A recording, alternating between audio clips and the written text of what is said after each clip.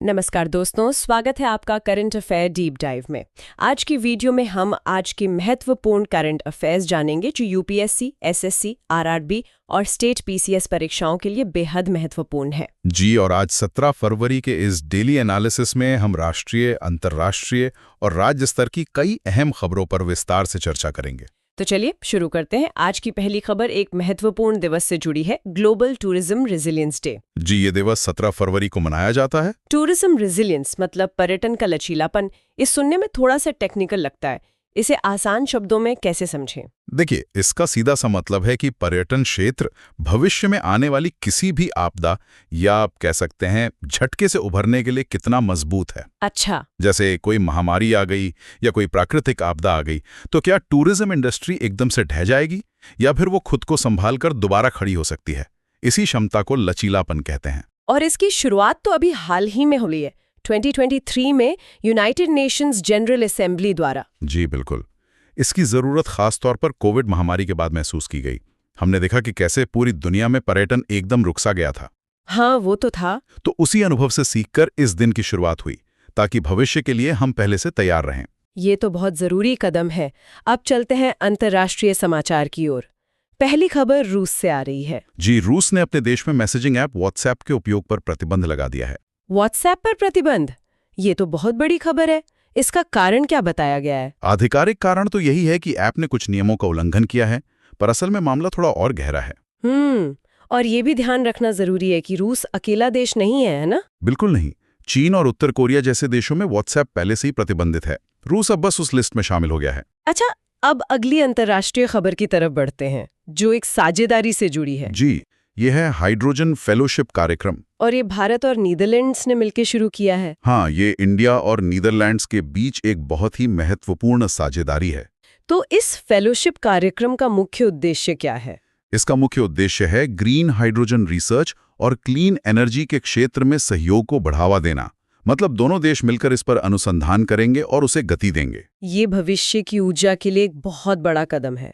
अब आते हैं कुछ राष्ट्रीय समाचारों पर। जी, पहली खबर है भारत एआई इम्पैक्ट एक्सपो 2026 के बारे में। भारत में इसका आयोजन किया जाएगा। हाँ, और इसका उद्घाटन प्रधानमंत्री श्री नरेंद्र मोदी द्वारा किया जाएगा। ये एक बहुत बड़ा इवेंट होने वाला है। और ये होगा कहाँ? यह एक्सपो नई दिल्ली के भारत मंडपम में आयोजित होगा। अच्छा, वही जगह जहाँ G20 हुआ था। जी बिल्कुल, इससे ही आप इसके महत्व का अंदाजा लगा सकती हैं। और इसका फोकस क्या रहेगा? एक्सपो का मुख्य फोकस एआई मतलब आर्टिफिशियल इंटेलिजेंस, इनोवेशन यानी नवाचार और डिजिटल इंडिया पर रहेगा। मतलब भविष्य की टेक्नोलॉजी। अगली खबर कृषि क्षेत्र से है। जी, हाल ही में कृषि सीएसआर सम्मेलन का आयोजन किया गया। इसे किसने आयोजित किया? इसका आयोजन कृषि एवं किसान कल्याण विभाग द्वारा किया गया। और इस सम्मेलन का उद्देश्य क्या था? उद्देश्य यह है कि जो कॉर्पोरेट सोशल रिस्पॉन्सिबिलिटी यानी सीएसआर फंड होता है, उसका उपयोग कृषि क्षेत्र के विकास के लिए किया जाए। ये तो एक बहुत अच्छी सोच है। जी, और इस कार्यक्रम में कृषि मंत्री श्री शिवराज सिंह चौहान भी मुख्य अतिथि के तौर पर उपस्थित थे, जो दिखाता है कि सरकार इसे लेकर कितनी गंभीर है। अब एक और बड़ी उपलब्धि की बात करते हैं, national bio bank for rare diseases. जी, भारत ने दुर्लभ बीमारियों के लिए अपना पहला नेशनल बायो बैंक स्थापित किया है।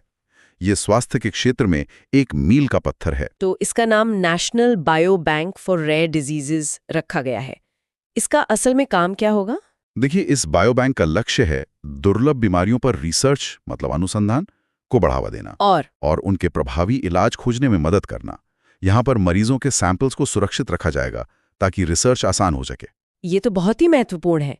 अगली खबर तकनीक और हम सबसे जुड़ी है। जी, स्मार्टफोन उपयोगकर्ताओं की संख्या के मामले में भारत ने दुनिया में दूसरा स्थान हासिल किया है। दूसरा स्थान? तो पहले पर कौन है? पहले स्थान पर चीन है, लेकिन भारत का दूसरे स्थान पर होना भी एक बहुत बड़ी बात है, खासकर डिजिटल बाजार के नजरिए से। बिल्कुल। अब कुछ राज्य समाचारों का रुख करते हैं।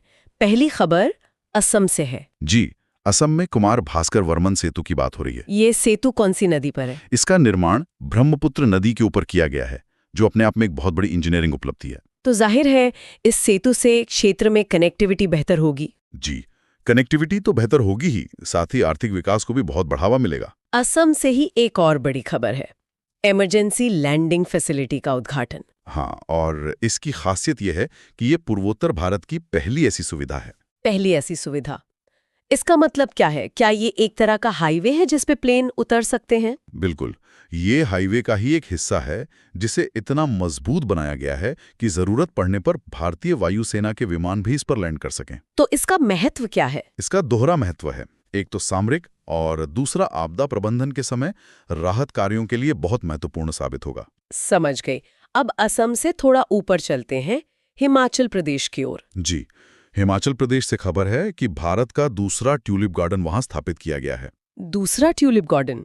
ये कहाँ पर है? ये हिमाचल प्रदेश के कांगड़ा जिले के पालमपुर में स्थापित किया गया है। और ये जानना भी जरूरी होगा कि भारत का पहला ट्यूलिप गार्डन कहाँ है। जी बिल्कुल, भारत का पहला और सबसे प्रसिद्ध ट्यूलिप गार्डन श्रीनगर, जम्मू और कश्मीर में स्थित है। अच्छा, अब राज्य समाचारों से आगे बढ़कर रक्षा समाचार पर आते हैं। जी, international military adventure challenge cup 2026। और इसका आयोजन भारतीय सेना करने वाली है। हाँ, और इसका आयोजन अरुणाचल प्रदेश में होगा, जो सामरिक दृष्टि से बहुत महत्वपूर्ण है। इस चैलेंज कप का मुख्य उद्देश्य क्या है? देखिए, इसका उद्देश्य है विभिन्न देशों के सैनिकों की जो साहसिक क्षमता है उसको बढ़ाना और उनके बीच सहयोग की भावनाओं को विकसित करना। ये एक तरह की मिलिट्री डिप्लोमेसी भी है। बहुत दिलचस्प। तो ये थी आज की कुछ मुख्य खबरें। जी, हमने आज कई अलग-अलग क्षेत्रों पर बात की, पर्यटन से लेकर रक्षा और तकनीक तक। और ये भी देखा कि कैसे ये सभी खबरें कहीं न कहीं एक दूसरे से जुड़ी हुई हैं। बिल्कुल, एक तरफ भारत एआई और क्लीन एनर्जी में दुनिया से जुड़ रहा है, तो दूसरी तरफ रूस जैसे देश खुद को डिजिटल सीमाओं में बांध रहे हैं। आज के करंट अफेयर्स में इतना ही। इसी विचार के साथ आज की बातचीत को यहीं समाप्त करते हैं। यदि वीडियो उपयोगी लगा हो तो लाइक, शेयर और करंट अफेयर्स डीप डाइव को सब्सक्राइब अवश्य करें। धन्यवाद।